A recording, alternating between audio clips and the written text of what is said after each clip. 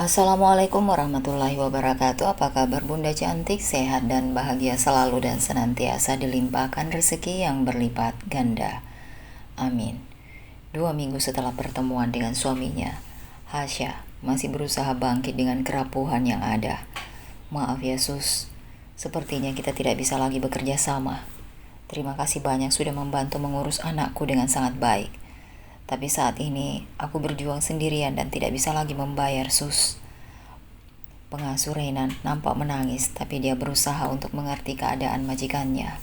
Iya bu, terima kasih banyak sudah memperlakukan saya dengan sangat baik. Semoga ibu kuat menghadapi segala ujian ini. Hasya hanya menggelengkan kepala. Mereka kemudian berpamitan dengan Hasya yang tidak kuasa menyeka air matanya. Kita pulang ya Syah, kita tinggal di kampung saja, ucap ibunya. Tidak bu, aku harus ada di sini untuk membayar mereka yang sudah menyakitiku seperti ini. Aku harus berjuang di sini untuk menunjukkan kepada mereka yang sudah meremehkanku. Tapi kita mau tinggal di mana? Tidak mungkin kita tetap di rumah ini. Ibu tidak perlu khawatir. Aku tidak akan membuat kalian sengsara. Dendam mulai membara di hati Hasya. Mereka yang sudah menyakitinya akan melihat seperti apa Hasya membalas rasa sakitnya. Hasya bangkit. Ia sadar tidak mungkin mengalahkan kekayaan suaminya. Bagaimanapun suaminya itu menempati posisi 10 besar orang paling kaya di Indonesia. Tapi setidaknya ia akan membuktikan bila dirinya mampu berdiri di kaki sendiri. Akan tetapi satu hal saja yang terkadang Hasya takuti. Dengan segala kekuasaan yang suaminya miliki, keluarga Altan bisa mengambil Reinan. Sementara Altan yang merasa sudah lebih baik, mulai kembali ke kantornya seperti biasa. Pagi ini Baskara memberikan laporan kepada atasannya. Apa yang sudah kamu lakukan dengan istri saya selama ini? Tanya Altan, membuka percakapan dengan tatapan yang menelisik. Memang apa yang harus saya lakukan?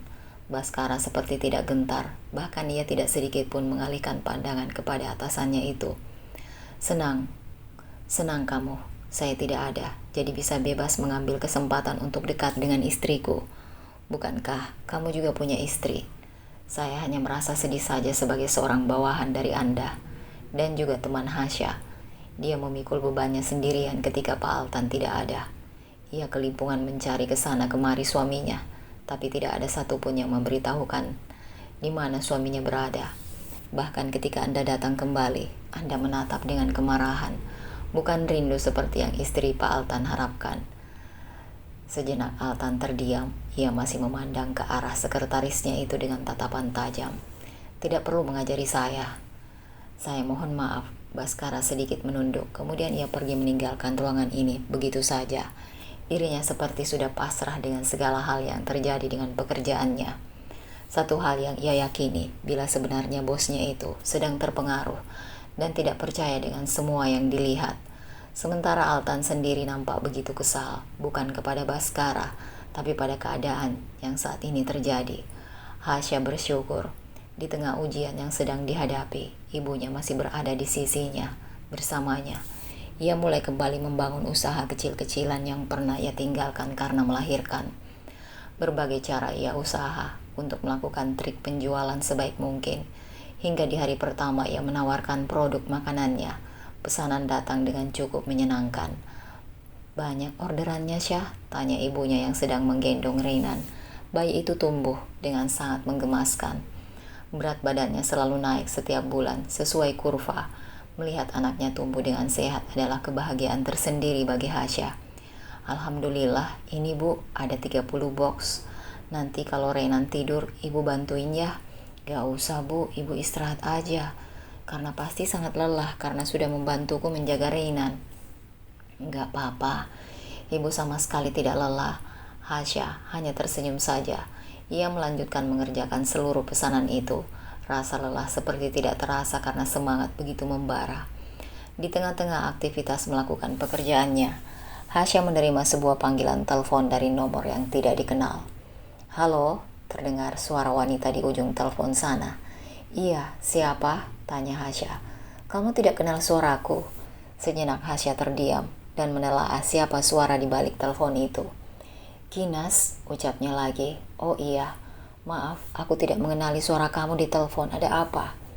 Sampai saat ini aku masih menunggu kamu menghubungiku. Rumah tanggaku hancur, tapi kamu hanya diam saja. Hasya hanya menghela nafas panjang. Ia sama sekali tidak mengetahui kehidupan mereka. Aku tidak tahu bila harus menghubungi kamu, karena aku sendiri tidak paham hubungannya denganku apa. Terdengar Kinas berdecit. Dari dulu kamu memang selalu tidak merasa bersalah. Padahal jelas kamu adalah duri dalam rumah tangga orang lain. Maksud kamu apa, Kinas? Kamu merebut banyak waktu suamiku. Apa kamu tidak pernah merasa sedikit pun bersalah? Atau saat ini kamu sudah merasa menang? Kembali Hasya hanya bisa menghela nafas. Entah kenapa, sampai saat ini ia selalu merasa bila Kinas masih terus-menerus membawa dirinya dalam permasalahan yang terjadi di antara mereka. Sebelumnya aku minta maaf kepadamu, tapi sampai saat ini aku tidak pernah menjalin kedekatan dengan suami kamu secara pribadi. Apa yang terjadi kepada kami sudah benar-benar selesai. Jadi sudah seharusnya tidak melibatkan aku dalam hal apapun yang terjadi di rumah tangga kalian.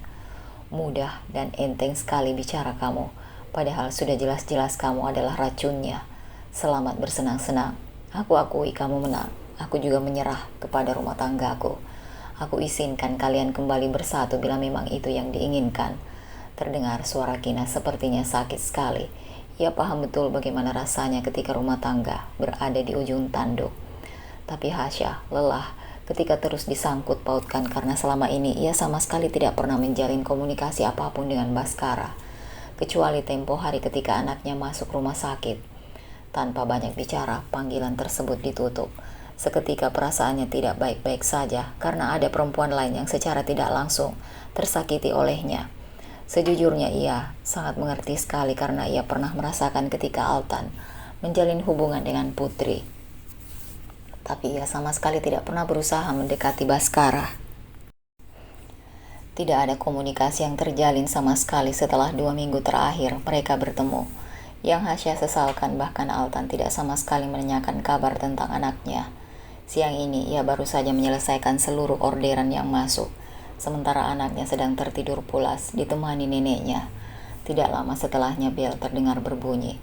Segera Hasya mendekat ke arah pintu dan di sana sudah ada ibu mertuanya berdiri. Mama kesini mau bertemu dengan cucuku, ucap Sagita. Boleh mah, Renan sedang tidur. Sagita tidak banyak bicara, kemudian masuk ke dalam. Ia segera masuk ke dalam kamar dan mendapati cucunya sedang tertidur pulas. Tanpa banyak bicara, ia pun membawa Renan ke dalam dekapan. Terlihat dari raut wajahnya bila ia sangat rindu. Tentu saja melihat pemandangan ini membuat hati Hasya sangat lega dan tenang. Setidaknya ia tahu bila keluarga suaminya masih sangat menyayangi anaknya. Mama boleh membawanya ke rumah, tapi dia masih sering menyusu, Mah. Ada kan stok ASI-nya, biar Mama bawa saja. Hasya sedikit ragu karena selamanya dia sama sekali tidak pernah berpisah dengan anaknya.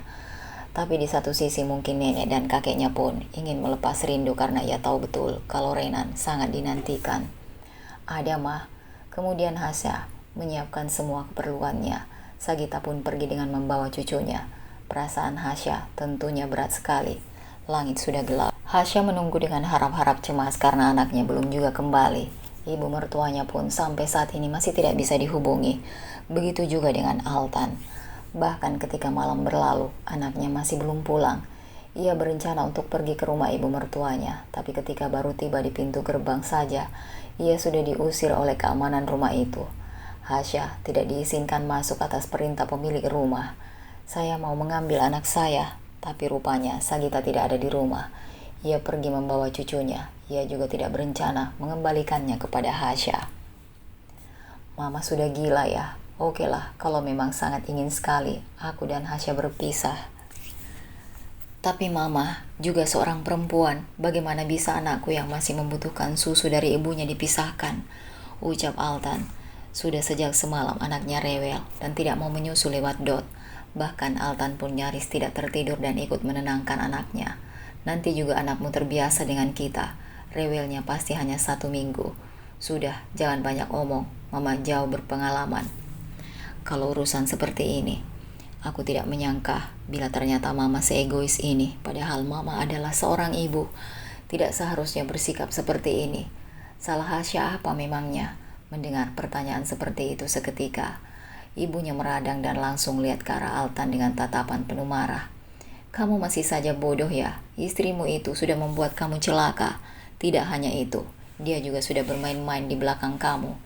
Altan membuang nafas kasar. Di satu sisi ia termakan ucapan ibunya, tapi di sisi lain hati kecilnya menolak semua itu. Kemudian Altan membiarkan anaknya menangis. Ia masuk ke dalam dan mengambil ponselnya lalu menelpon Baskara. Halo Pak, jawab Baskara. Kirim nomor Hasya, sekarang juga. Baik Pak. Altan menutup panggilannya, hanya menunggu beberapa saat nomor istrinya pun dikirimkan. Semenjak pulang dari pengobatan, Altan memang menggunakan ponsel baru. Tidak ada nomor Hasya di sana. Ia juga tidak ingat dengan nomor istrinya. Datang ke sini Renan bersamaku. Altan mengirimkan sebuah pesan ke nomor istrinya. Sementara Hasya sendiri sedang menangis di depan rumahnya karena mendapatkan pengusiran dari keamanan di rumah ini. Mendapatkan pesan dari Altan tanpa banyak berpikir, ia pun segera menuju ke lokasi tersebut. Ia menyeka air matanya dan kemudian berlalu meninggalkan tempat ini. Perjalanan hampir 1 jam untuk sampai di sana. Sebelumnya ia tidak pernah tahu tempat ini, tapi pengamanan rumah ini tidak terlalu ketat seperti di rumah sebelumnya. Ia melenggang masuk dengan langkah tergesa. Berulang kali ia memencet bel rumah ini, sampai akhirnya seorang wanita paruh baya membukakan pintu dan tanpa bicara, Hasya menerobos masuk ke dalam. Di mana anakku? Hasya berteriak-teriak. Tentunya suaranya yang menggema bisa didengar oleh ibu mertuanya. Tidak lama setelahnya Sagita pun keluar menampakkan diri. Mau apa kamu? Tanya Sagita. Kembalikan anakku, ucap Hasya dengan menangis. Tolong, jangan menggunakan semua kekuasaan mama untuk mengintimidasiku. Sudah aku katakan Renan akan bersama kami. Kehidupannya akan jauh lebih baik di sini. Kamu juga tidak perlu lelah berjuang. Dia anakku. Apa yang ia butuhkan? Nama ibunya, bukan harta yang mama miliki. Kemudian, tangisan anaknya kembali pecah. Hasya kelimpungan mencari sumber suara. Hatinya kembali teriris sakit, rasanya tak bisa dijelaskan. Di mana anakku? Dia lapar dan harus menyusu. Tolong, kalian jangan egois. Sampai akhirnya Hasya membawa langkahnya menuju sumber suara. Tidak peduli dengan ibu mertuanya yang terus-menerus melarangnya. Hasya membawa langkah ke sana dan akhirnya menemukan sang anak. Begitu di dalam dekapan ibunya, Renan langsung tenang dan menyusu dengan lahap. Sambil menangis, Hasya menciumi sang anak. Ia boleh kehilangan apapun di dunia ini, asal tidak dengan anaknya. Tak lama setelahnya, Altan keluar dari kamar. Hasya menyeka air matanya dan enggan melihat ke arah suaminya. Ia benar-benar marah. Aku tidak menyangka kalian jahat sekali. Bagaimana bisa bayi ini dijauhkan dari ibunya? Ucap Hasya. Sungguh dalam keadaan seperti ini, ia berharap suaminya menjadi garda terdepan untuk melindunginya. Mau sampai kapan kamu terlihat bodoh seperti ini, Mas? Maksudmu apa? Apalagi kamu diam seperti ini ketika anak dan istrimu ditindas. Sama sekali kamu tidak ada perlindungan kepada kami. Apakah kamu berpikir aku pun seburuk itu? Altan terdiam sejenak. Anak kita masih terlalu kecil untuk mendapatkan perlakuan seperti ini. Tolong, kalian jangan egois. Dia masih butuh ibunya, ucap Hasya. Juga ayahnya, lanjutnya lagi dengan suara yang pelan. Tidak berapa lama, Renan tertidur dalam dekapan ibunya. Tidak ingin berlama-lama di sini, Hasya pun beranjak dari duduknya untuk pulang. Tidurkan dulu Renan di kamarku, ucap Altan. Tidak usah, aku tidak mau anakku terjebak di sini. Altan melihat istrinya kacau sekali, matanya menghitam karena tidak tidur semalaman. Tidak ada yang akan menjebak kamu, setidaknya kamu akan aman ketika aku ada. Mendengar ucapan suaminya, tentu saja hati Hasya terenyuh. Ia tetap ingin pulang, tapi di satu sisi juga sangat rindu kepada suaminya. Sampai akhirnya ia masuk ke dalam dan menidurkan sang anak di ranjang itu. Tidak terasa, Hasya pun ikut terlelap karena merasa sangat ngantuk. Altan hanya bisa menatap istrinya. Tentu saja ia juga sangat rindu. Dia membawa langkah untuk mendekat. Kemudian ia kecup kening istrinya yang terlelap. Sungguh semakin ia pikirkan rasanya ia tidak percaya dengan segala tuduhan yang mengarah kepadanya. Tidak bisa menguasai diri, akhirnya Altan ikut berbaring. Tepat di samping istrinya, ia lingkarkan tangan di perut Hasya, membuat wanita itu menggertak terkejut. Tapi Altan semakin memeluk erat dan menelusupkan wajahnya di punggung Hasya. Mas, ucap Hasya lirih. Altan tidak banyak bicara. Ia hanya mengeratkan pelukan itu. Hasya menangis dan memegang tangan suaminya. Apa yang harus kita lakukan? Suara Altan lirih. Aku hanya ingin kamu bersama aku membesarkan anak kita, Mas. Altan tidak menjawab. Hasya membalikkan wajahnya. Mereka saling menatap. Kemudian Hasya membawa suaminya ke dalam dekapan. Mereka berpelukan erat sekali. Betapa rindu sudah sangat menyiksa mereka. Altan merasa ibunya ini sangat keras kepala. Walau ia akui ibunya baik, ia bisa melakukan apapun untuk kebahagiaan anaknya. Tapi di satu sisi bisa berubah menjadi orang lain ketika ada yang menyakitinya. Pernah suatu hari ketika ia masih sekolah dulu, ibunya mengintimidasi seorang anak yang sudah melakukan perundungan kepadanya. Anak itu datang dari keluarga yang tidak mampu, tapi akhirnya harus keluar dari sekolah karena tangan ibunya. Dikecup kening Altan oleh Hasya, kemudian mereka kembali berpelukan. Aku tidak pernah berkhianat di belakang kamu, Mas. Aku tersiksa selama kamu itu tidak ada. Tolong kembali. Aku gak bisa sendirian. Aku butuh kamu, ucap Hasya kembali memohon. Sementara ibunya yang melihat pemandangan dari balik pintu merasa sangat kesal dengan ulah mereka. Ia kemudian pergi dengan perasaan yang sangat kesal. Altan melepaskan pelukannya, kemudian beranjak dari duduknya dan pergi ke arah pintu. Ia menutup dan menguncinya lalu kembali mendekat kepada Hasya.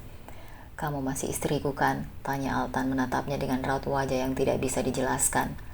Aku masih istrimu dan akan tetap menjadi istrimu sampai kapanpun. Altan kembali mendekat ke arah Hasya dan duduk di hadapannya. Ia arahkan tangannya ke kancing kemeja yang dipakai istrinya. Satu persatu kancing itu dibuka. Aku akan meredam kemarahan Mama. Aku pastikan kita akan baik-baik saja, ucap Altan. Hasya merasa lega dan setelah sekian lama, mereka kembali melepas rindu dengan penuh gairah dan cinta. Sementara itu Baskara pulang ke kampung halamannya.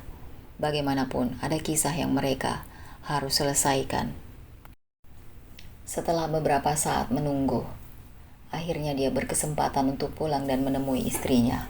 Kedatangannya kali ini tanpa sambutan hangat dari keluarga Kinas. Padahal Kinas tidak banyak bercerita dan kini jauh lebih pendiam. Maaf, aku baru datang menemuimu. Kamu tidak datang pun tidak apa-apa. Kenapa sih? Mau sampai kapan begini terus? Begini bagaimana? Aku rasa keputusanku sudah menjadi langkah paling baik. Baskara menghela nafas panjang. Ia sendiri bingung dan tidak tahu harus bagaimana menghadapi rumah tangganya. Perjalanan mereka sudah berjalan lebih dari 2 tahun. Tidak bisa dikatakan singkat bagi orang yang tidak saling mencintai. Baskara sudah mulai membuka perasaan, tapi nyatanya tidak semudah itu melewati seluruh proses ini. Kita kembali ke Jakarta, ajak Baskara.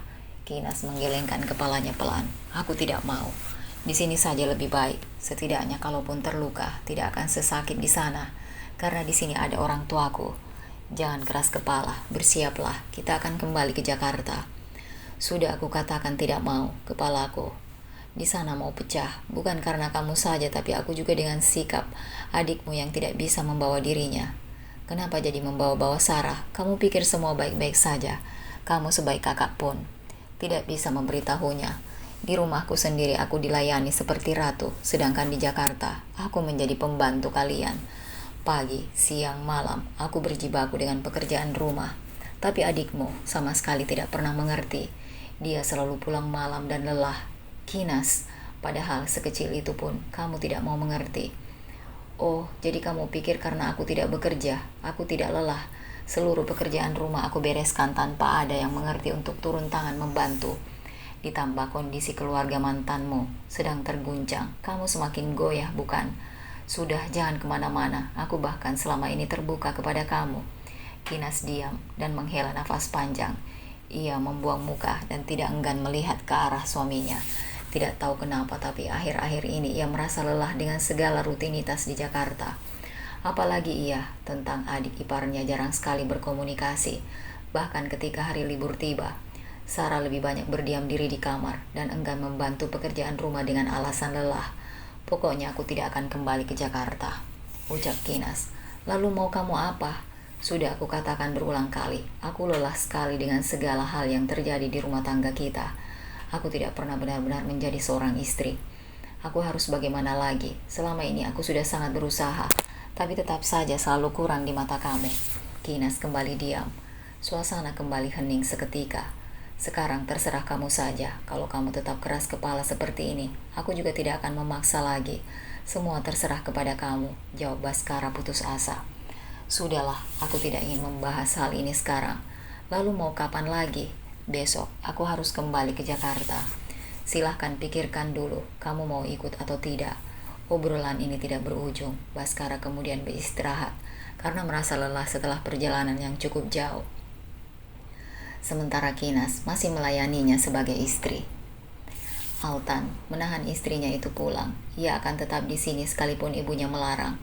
Kamu itu sebagai seorang suami seperti tidak ada harga dirinya. Sudah jelas-jelas apa yang dilakukan istrimu itu tidak baik, ucap ibunya. Sementara Hasya sedang menyusukan anaknya di kamar. Sudahlah, Mama tidak perlu masuk terlalu dalam pada kehidupan kami. Bagaimanapun aku sudah memiliki kehidupan sendiri. Aku akan tetap bersama anak dan istriku. Tentu saja mendengar hal ini, Sagita merasa sangat kesal. Bukan ini yang diharapkan. Sementara Pak Chandra seperti tidak bisa lagi berkutik. Terkadang sifat istrinya ini memang sulit sekali ditebak. Ia akan sangat menyayangi seseorang, tapi hal itu akan berbalik ketika dia dikecewakan. Bahkan berulang kali kau minta maaf pun, seperti tidak pernah berarti bagi Sagita. Bahkan dulu, ia pernah memiliki seorang sahabat yang sangat dekat, tapi kemudian pertemanan itu kandas karena sebuah masalah yang tidak terlalu besar.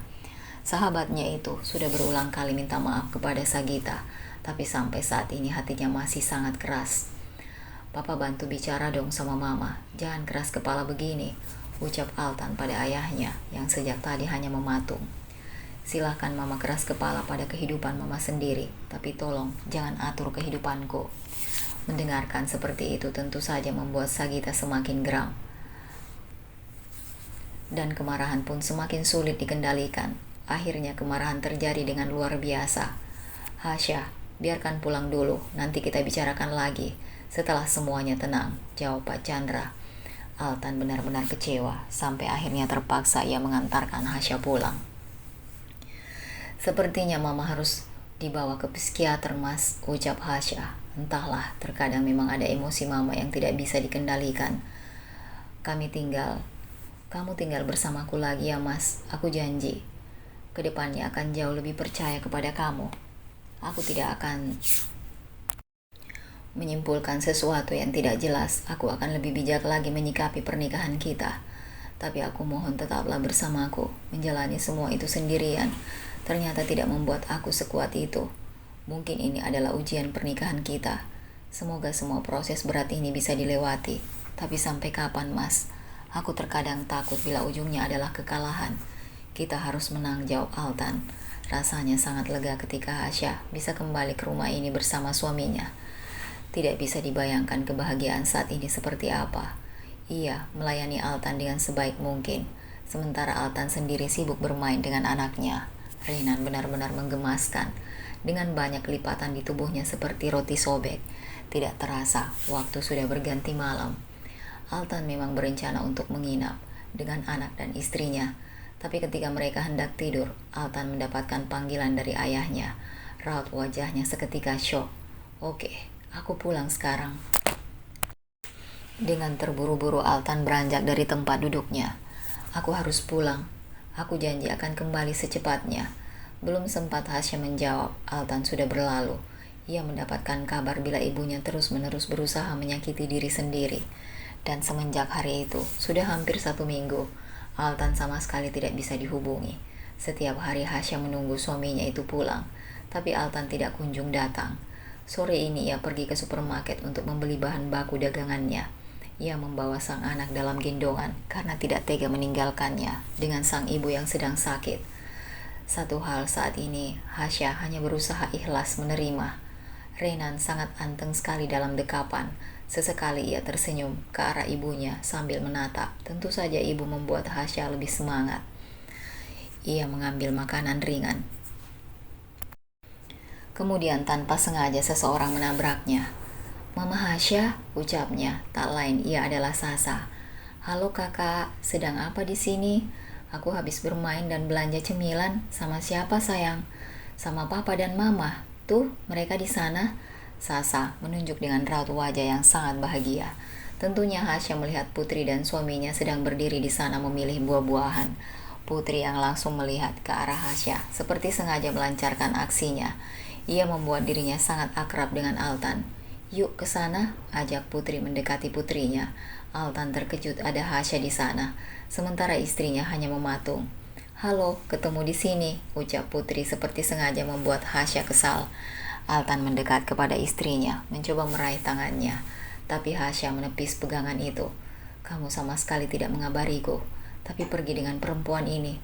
"Tidak begitu, jadi ini yang kamu inginkan." Hasya nampaknya marah sekali. "Dengarkan dulu." Tapi belum sempat Altan menjelaskan, Sasa menghampirinya dan memegang tangan sang ayah. "Ayo Pak, kita main lagi." Hasya hanya diam saja menahan diri. Sampai akhirnya Altan ditarik oleh Sasa dan berlalu dari pandangan Hasya. Tanpa menjelaskan sama sekali, ia membuang nafas kasar. Sesak sekali dadanya.